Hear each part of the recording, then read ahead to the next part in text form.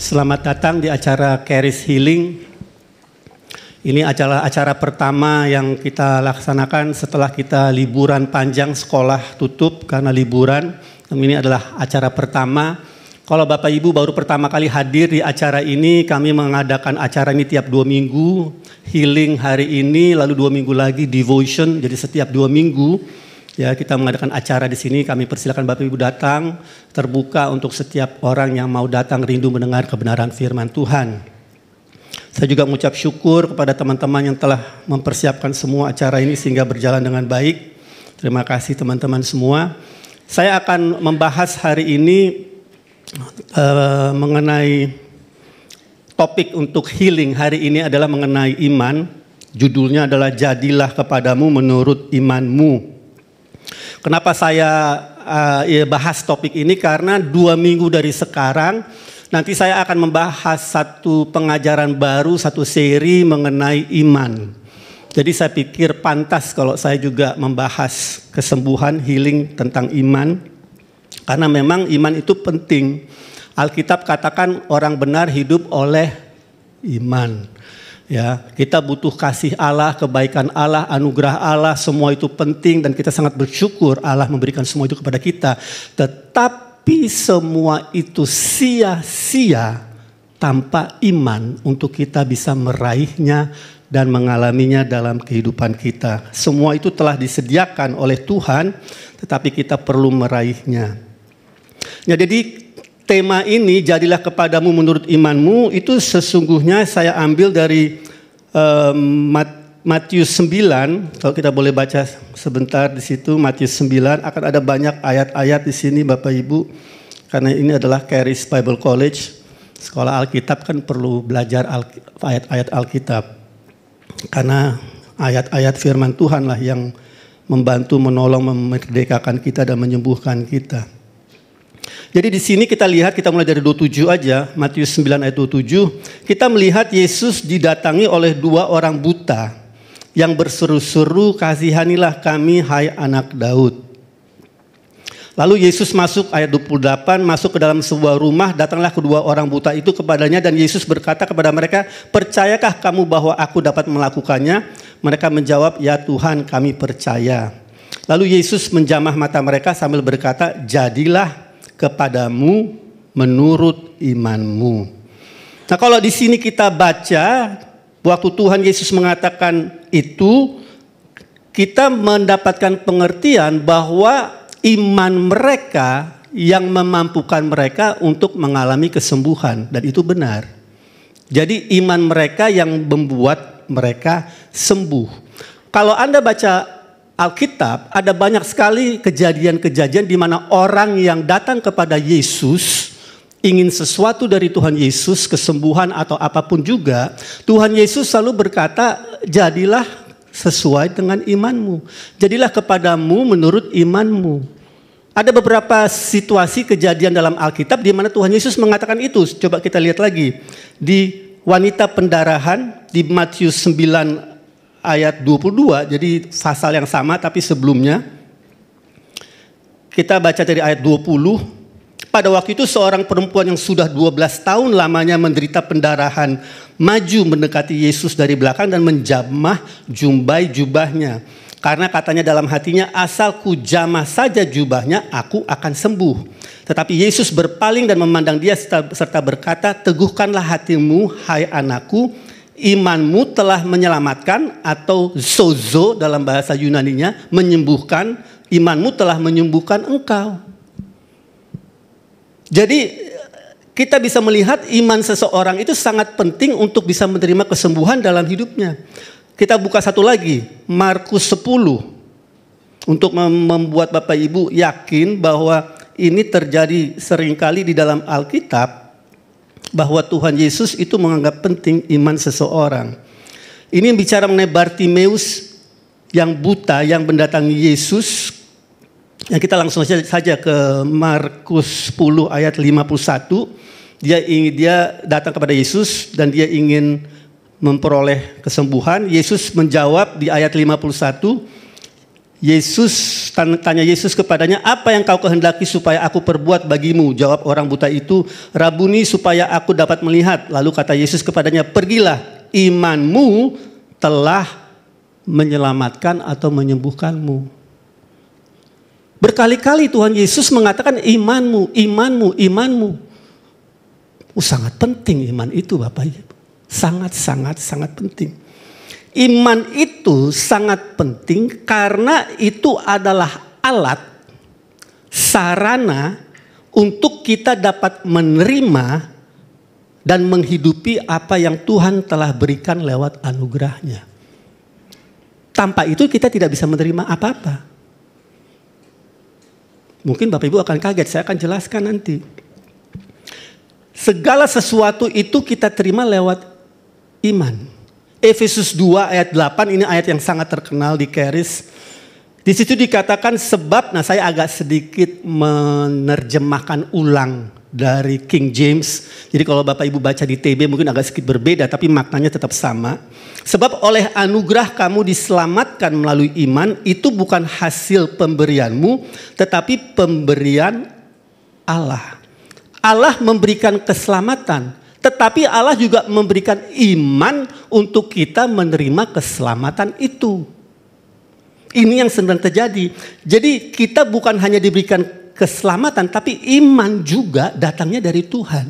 Iman timbul dari pendengaran akan firman Tuhan. Iman timbulnya bukan dari dalam diri kita. Sumbernya bukan kita. Dari firman sumbernya. Nah jadi kalau kita baca terus di Efesus 2 ayat 9.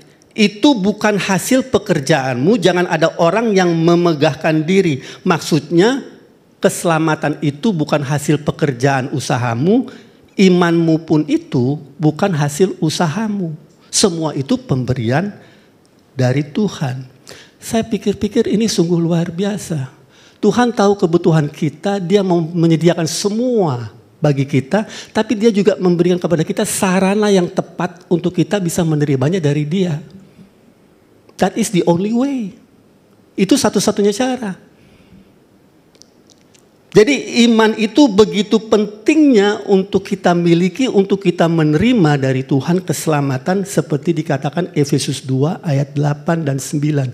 Tetapi bukan hanya keselamatan saja. Tapi semua yang Tuhan sediakan kita meraihnya dengan iman. Itu yang Kolose 2 6 ayat 6 katakan. Ya, Kolose 2 ayat 6, ini saya lagi-lagi menerjemahkan ulang menggunakan bahasa saya sendiri untuk menangkap makna daripada ayat ini dalam King James. Jadi mungkin dari dalam kitab TB agak berbeda bunyinya. Jadi Kolose 2 ayat 6 berkata, sebagaimana kamu telah menerima Kristus Yesus, maka seperti itu jugalah kamu menjalani hidupmu di dalam Dia. Sebagaimana kamu menerima keselamatan dari Kristus Yesus, bagaimana cara kita menerima keselamatan dari Yesus Kristus? Anugerah lewat iman. Begitu juga hal lainnya kita menerima dari Kristus Yesus oleh anugerah Dia dan lewat iman. Kesembuhan, kekayaan, kelepasan, semua itu lewat iman. Maka itu dikatakan orang benar hidup oleh iman. Orang yang hidup, yang benar diri, righteous, itu hidup oleh iman. Menjalani hidupnya oleh iman. Iman itu sangat penting Bapak Ibu. Saya tahu ini Grace Bible School. Tapi sesungguhnya lebih tepat inilah Grace and Faith Bible School. Kita ajarkan Grace and Faith. Karena grace itu Tuhan berikan segala sesuatu karena anugerah kebaikannya. Tapi Dia berikan iman yang kita gunakan untuk kita bisa menerima apa yang Dia telah berikan kepada kita. Jadi di sini kita lihat pentingnya iman. Dan kalau Bapak Ibu baca di Alkitab, tanpa iman tidak akan bisa terjadi apa-apa dalam kehidupan kita. Kita baca coba ayatnya dari Yakobus 1 ayat 5 dan 7. Yakobus 1 ayat 5 dan 7. Apabila di antara kamu ada yang kekurangan hikmat, hendaklah ia minta kepada Allah, yang memberikan kepada semua orang dengan murah hati dan dengan tidak membangkit-bangkit. Maka hal itu akan diberikannya kepadanya. Ayat 6. Hendaklah ia memintanya lagi-lagi dalam iman. Dan sama sekali jangan bimbang. Sebab orang yang bimbang sama dengan gelombang laut yang diombang-ambingkan kian kemari oleh angin. Ayat kuncinya, nomor ayat 7. Orang yang demikian, yang gak ada iman, yang bimbang dan ragu, janganlah mengira ia akan menerima sesuatu dari Tuhan. Wow. Saya gak bisa nerima apa-apa tanpa iman. Saya nggak bisa nerima apa-apa dari Tuhan. Saya tahu Tuhan baik, saya menyembah muji Dia dalam praise and worship. Hati saya, emosi saya semua terikat dengan kasih-Nya Tuhan. But without faith, tanpa iman, saya tidak menerima sesuatu. Wow. Betapa pentingnya iman. Ada ayat-ayat lain yang mengenai ini, bahwa tanpa iman kita nggak bisa ngalamin apa-apa. Tapi saya nggak mau terlalu banyak memberikannya kepada Bapak Ibu. Cukup untuk saya mengatakan bahwa tanpa iman kita tidak bisa berkenan kepada Allah. We cannot please Him. Itu yang dikatakan di Ibrani 11 ayat 6. Tanpa iman tidak mungkin orang berkenan kepada Allah, sebab barang siapa berpaling kepada Allah, ia harus percaya bahwa Allah ada. Allah itu roh, tidak bisa dilihat, tidak bisa dirasakan. Kalau saya datang kepada Dia, saya harus datang dengan iman bahwa Dia Allah yang mendengar saya, bahwa Dia Allah yang peduli kepada saya, dan bahwa Allah memberi upah kepada orang yang sungguh-sungguh mencari Dia. Baru saya peroleh upahnya. Baru saya memperoleh sesuatu karena saya mendatangi Dia dengan iman. Jadi Bapak Ibu, iman itu sangat penting sekali. Tuhan tidak bisa bekerja dalam hidup kita kalau tidak ada iman. Nanti kalau Tuhan Yesus datang ke dunia kembali, saya lupa di ayatnya Lukas berapa itu. Dia akan bertanya, adakah iman di bumi? Dia nggak bertanya adakah kasih Allah di bumi, adakah anugerah Allah di bumi. No, is there faith? Karena tanpa iman tidak mungkin kita berkenan kepada Allah. Impossible. Iman itu bukan perasaan. Oleh karena itu mengapa saya akan membahas ini lebih mendetail nanti 2 minggu lagi. Kita sulit bisa menerima ini, kenapa? Karena kita selalu berpikir kan Allah itu maha kuasa. Dia akan menciptakan semua, langit, bumi, laut, segala isinya, dan kita Dia ciptakan. Masa sih nggak bisa terjadi apa-apa dalam hidup saya tanpa iman? Oh yes, itu yang Alkitab katakan. Bukan apa yang saya katakan, apa yang Alkitab katakan. Allah memang maha kuasa. Dia memang maha kuasa, Dia berkuasa. Tetapi kita harus ingat, Dia telah membatasi dirinya dalam menjalankan kuasanya di bumi. Maka itu Dia berkata kepada Adam dan Hawa, engkau yang berkuasa. Artinya bukan Tuhan lagi, Dia memberikan kuasa itu kepada Adam dan Hawa. Dan Dia memberikan kepada kita kehendak bebas. Ini kehendak bebasmu. Pada hari ini ku berhadapan kepadamu berkat, kutuk, hidup, mati. Siapa yang pilih? Tuhan apa kita? Itu kehendak bebas. Tuhan maha kuasa, sangat berkuasa. Tidak ada yang mustahil tanpa Tuhan. Tetapi kalau itu menyangkut hidupmu, Anda yang berkuasa. Saya yang berkuasa. Pertanyaannya, kepada siapa kita mau menundukkan kuasa dalam diri kita itu? Jadi Allah maha kuasa, Dia telah membatasi dirinya dalam berkuasa di bumi ini dan di dalam kehidupan kita sehari-hari. Jadi Dia tidak bisa semena-mena melakukan apapun juga dalam hidup Anda dan hidup saya. Karena Dia telah memberikan kehendak bebas dan Dia menghormati kehendak bebas itu. Ini yang membuat orang suka bingung dalam membaca Alkitab dan dalam menilai perkara-perkara rohani dalam hidup kita. Tidak ada yang bisa terjadi dalam hidup kita tanpa persetujuan kita, tanpa iman. Tuhan Yesus tidak bisa melakukan apa-apa kalau tidak ada iman. Kita buka ayatnya di Matius 13. Coba baca dari ayat 54 sampai 58. Matius 13 ayat 54 sampai 58. Setiba di tempat asalnya, Yesus mengajar orang-orang di situ di rumah ibadat mereka. Maka takjublah mereka dan berkata, dari mana diperolehnya hikmat itu dan kuasa untuk mengadakan mujizat-mujizat itu. Ayat 55. Bukankah ia ini anak tukang kayu? Bukankah ibunya bernama Maria dan saudara-saudaranya Yakobus, Yusuf, Simon dan Yudas? Dan bukankah saudara-saudaranya perempuan semuanya ada bersama kita? Jadi dari mana diperolehnya semuanya itu? Ini ada keraguan-keraguan yang tadi kitab Yakobus bicarakan. Lalu mereka kecewa dan menolak dia. Nggak ada iman. Maka Yesus berkata kepada mereka, seorang nabi dihormati di mana-mana kecuali di tempat asalnya sendiri dan di rumahnya.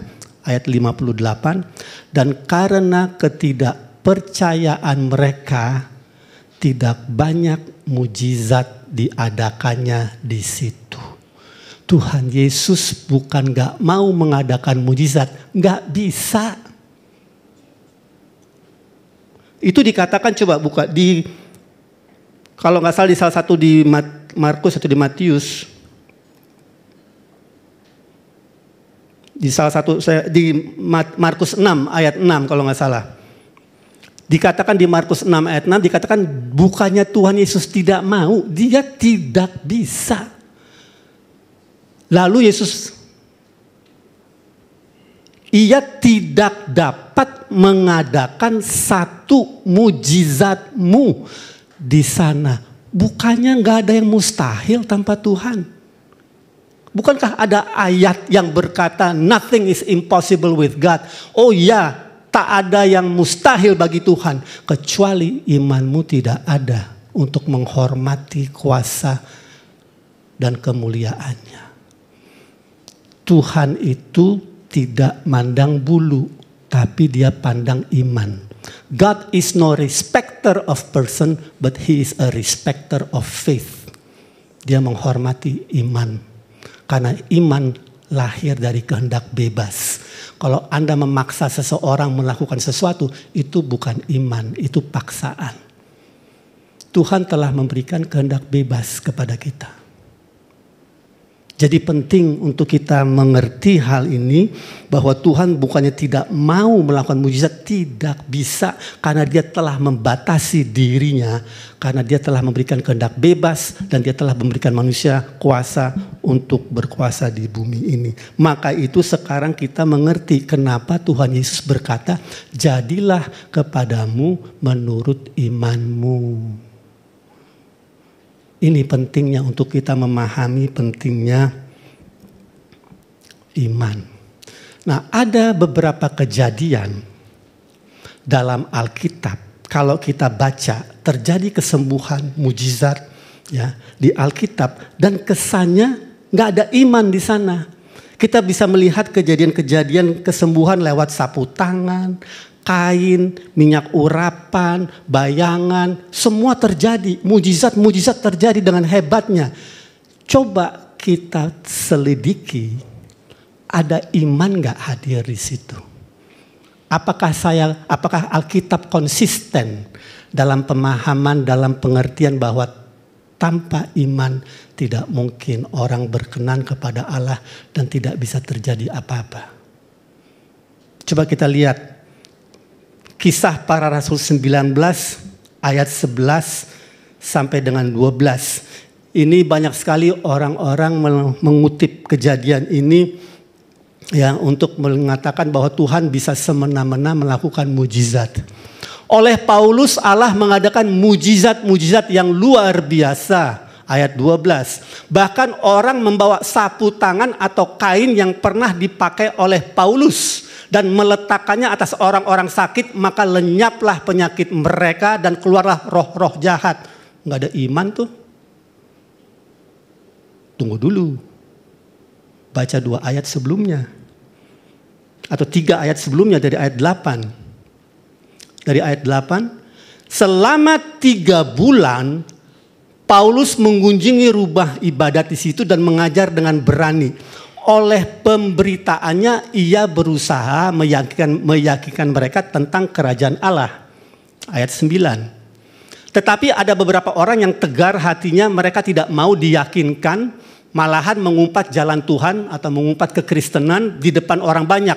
Karena itu Paulus meninggalkan mereka dan memisahkan murid-muridnya dari mereka.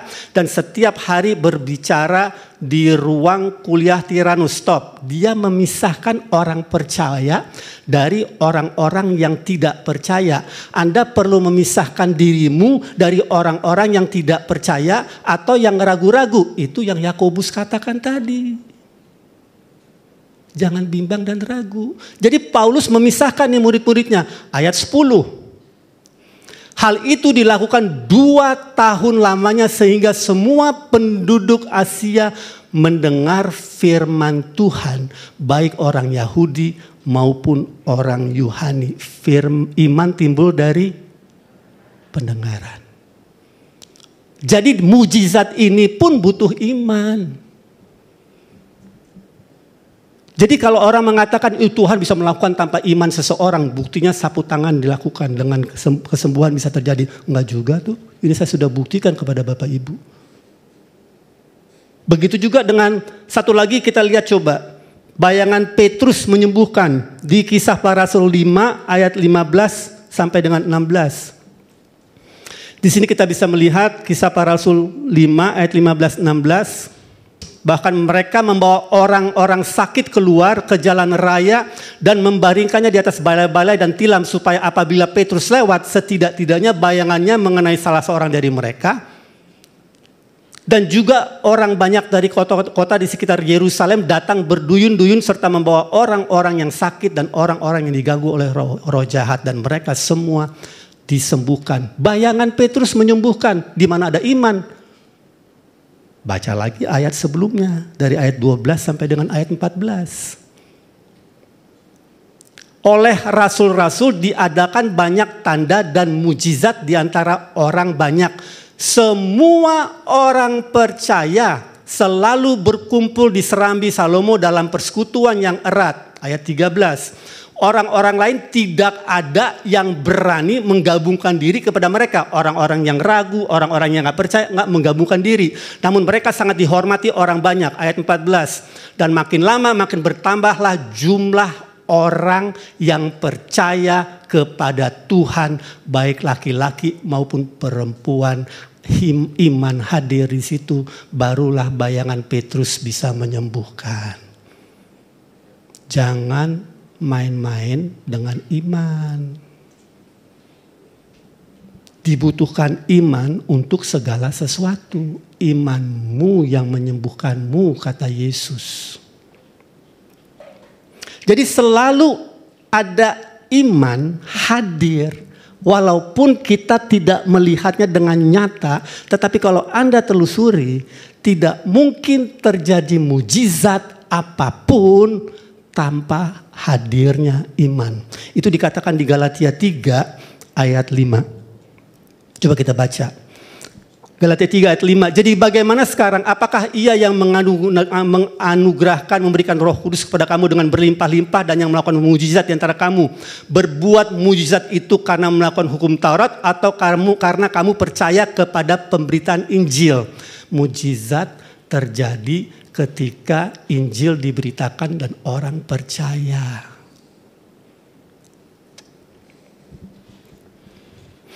Jadi itulah pentingnya iman.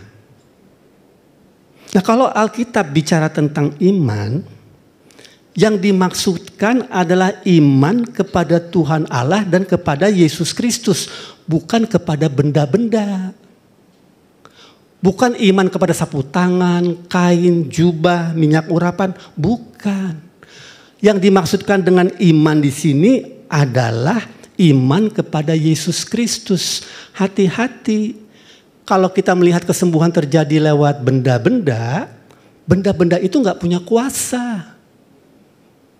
Sumber kesembuhan, sumber kuasa adalah Yesus Kristus. He is Jehovah Rapha. Dia adalah sang penyembuh. Bukan benda-benda itu. Benda-benda itu nggak punya kuasa apa-apa. Kalau kita menganggap kesembuhan datang dari situ, benda-benda, kita masuk ke dalam penyembahan berhala. Itu bahaya. Jangan sekali-sekali meninggikan benda di atas Kristus. Iman yang dimaksud di Alkitab bukan kepada benda-benda, kepada pribadi Yesus Kristus. Itu harus ingat loh kita. Kalau enggak kita nanti bisa masuk ke hal-hal yang bahaya. Sumber kuasa, sumber kesembuhan adalah pribadi Tuhan Yesus Kristus. Coba kita lihat Markus 11 ayat 23 sampai dengan 24. Ini kita dikatakan untuk memperkatakan iman kita kepada gunung dan gunung itu akan, di sini saya bacakan saja. Aku berkata kepadamu sesungguhnya barang siapa berkata kepada gunung ini beranjaklah dan tercampaklah ke dalam laut asal tidak bimbang hatinya tetapi percaya, beriman ya, bahwa apa yang dikatakannya itu akan terjadi maka hal itu akan terjadi baginya. Ayat 24. Karena itu aku berkata kepadamu, apa saja yang kamu minta dan doakan, percayalah bahwa kamu telah menerimanya, maka hal itu akan diberikan kepadamu. Iman. Iman kepada apa? Perkataan saya, kemampuan saya. Tidak. Di ayat 22 dikatakan dengan jelas. Sebelum dia bicara 23, 24, Yesus bicara, percayalah kepada Allah. Iman saya harus kepada Allah. Baru apa yang saya perkatakan, apa yang saya ucapkan, baru punya dampak. Jangan seperti orang yang hanya mengulang-ulang tanpa memiliki hubungan dengan Tuhan. Jadi kalau kita bicara iman, itu bicara hubungan. Hubungan dengan Bapa di sorga lewat Yesus Kristus. Ini yang kita perlu pahami. Nah, banyak orang juga menganggap seolah-olah minyak urapan punya kuasa untuk menyembuhkan. Kita baca ayatnya. Yakobus 5 ayat 14 sampai dengan 15. Yakobus 5 ayat 14 sampai 15. Kalau ada seorang di antara kamu yang sakit, baiklah ia memanggil para penatua jemaat supaya mereka mendoakan dia serta mengolesnya dengan minyak dalam nama Tuhan Yesus. Baru ayat berikutnya 15, Yakobus 5 ayat 15, dan doa yang lahir dari iman. Iman kepada siapa? Kepada minyak, bukan kepada Yesus.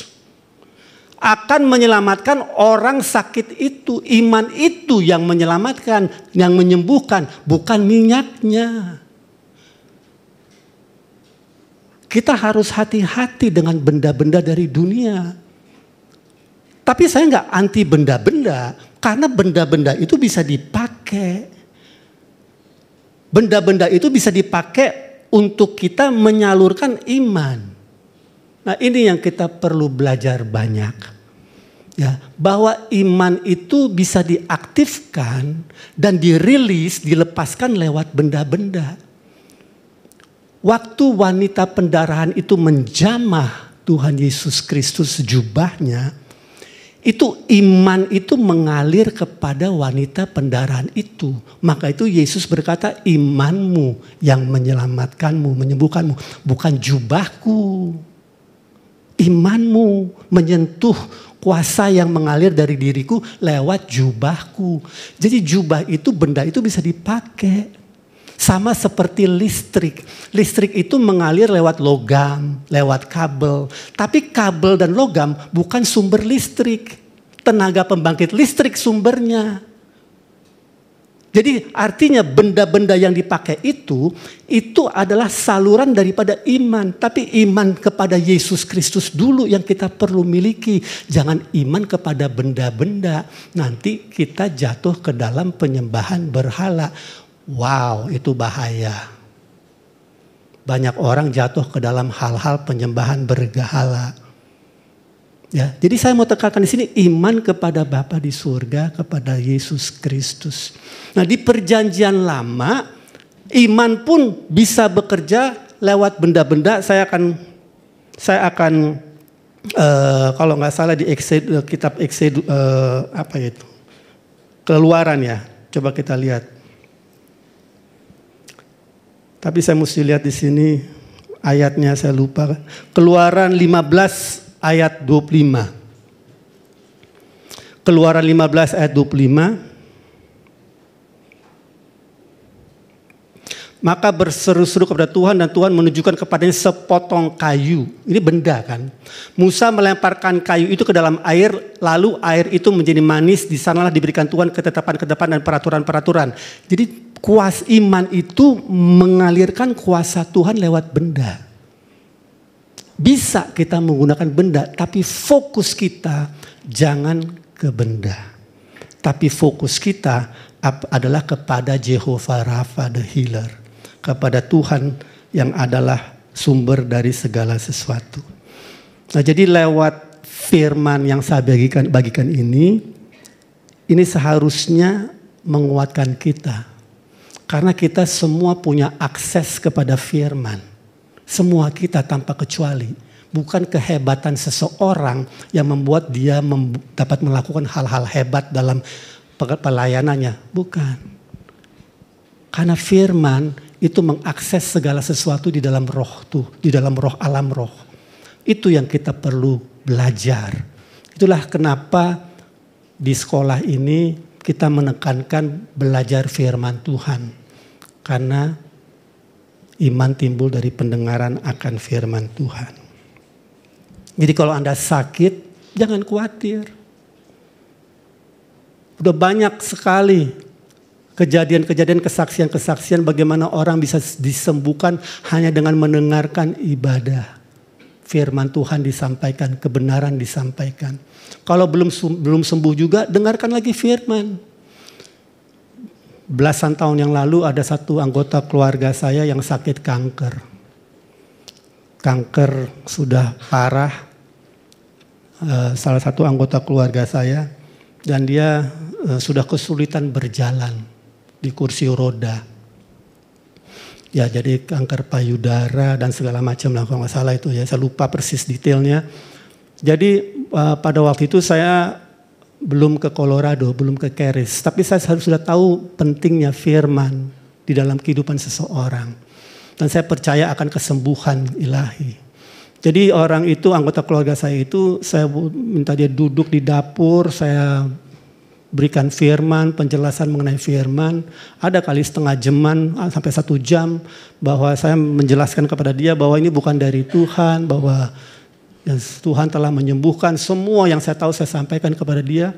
Lalu saya memutarkan video dari YouTube mengenai kesembuhan ilahi yang terjadi kepada orang-orang. Jadi kesaksian-kesaksian. Ada kali 2-3 jam ya setelah saya firmankan plus dengan video-video yang dia tonton, itu semua masuk ke dalam dirinya. Kebenaran-kebenaran firman Tuhan. Setelah itu saya bawa dia masuk dari dapur ke ruang tamu. Saya bilang, oke, sekarang kita doakan. Gak bisa jalan.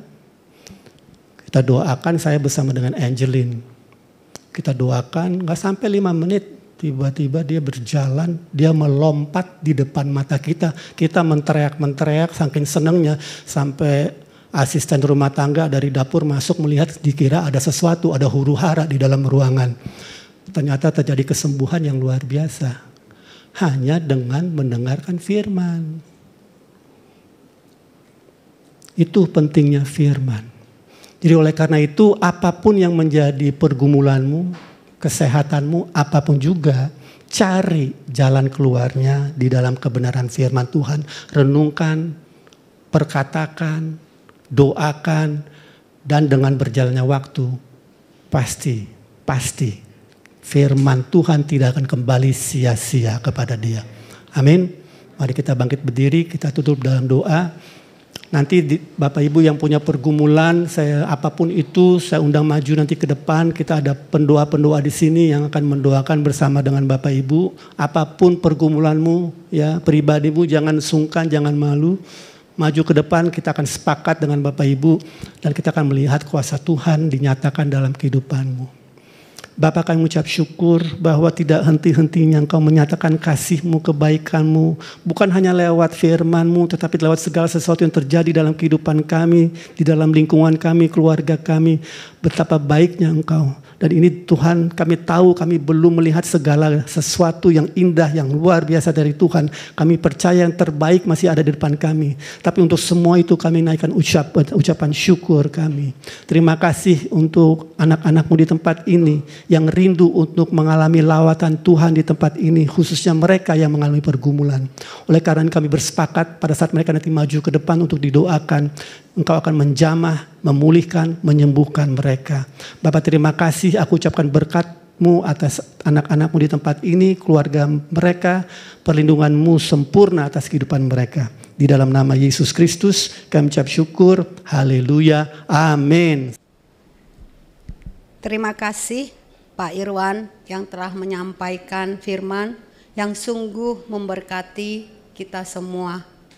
Bagi Bapak, Ibu, dan saudara sekalian yang diberkati dan ingin mendengar pengajaran firman Tuhan, mendengar kesaksian-kesaksian, dan juga lebih lagi memahami mengenai ministry ini, dapat mengunjungi channel YouTube kami, yaitu AWM Karis Indonesia, dan mengunjungi sosmed kami yang tertera di layar.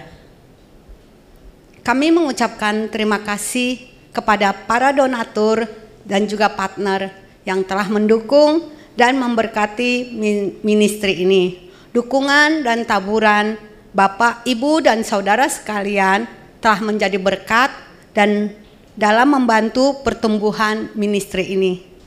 Kami juga mengundang Bapak, Ibu, dan saudara sekalian yang rindu untuk mendukung ministry ini dengan dana dapat melakukan transfer ke nomor rekening yang tertera di layar. Saya akan membacakan satu ayat firman Tuhan yang terambil dari 2 Korintus pasal 9 ayat 8. Dan Allah sanggup melimpahkan segala kasih karunia kepada kamu, supaya kamu senantiasa berkecukupan di dalam segala sesuatu dan malah berkelimpahan di dalam pelbagai kebajikan. Allah terlebih dahulu menabur melalui kasih karunia. Kasih karunia adalah penyediaan Tuhan untuk setiap kebutuhan manusia, yaitu roh, jiwa, dan tubuh yang Tuhan sediakan untuk masa kini dan masa yang akan datang. Mari kita berdoa. Bapa, kami mengucap syukur berterima kasih atas kasih anugerah-Mu yang melimpah di dalam kehidupan kami masing-masing. Terima kasih juga Tuhan, di mana kami sudah menerima berkat-berkat yang Engkau telah sediakan bagi kami. Kami juga sudah menerima kesembuhan yang Engkau sudah berikan bagi kami. Saat ini kami itu semua menjadi milik kepunyaan kami. Di dalam nama Yesus kami sudah menerimanya. Kami berdoa dan mengucap syukur hanya di dalam nama Tuhan kami Yesus yang hidup. Amin. Acara Karis Healing telah selesai. Terima kasih, Tuhan Yesus memberkati.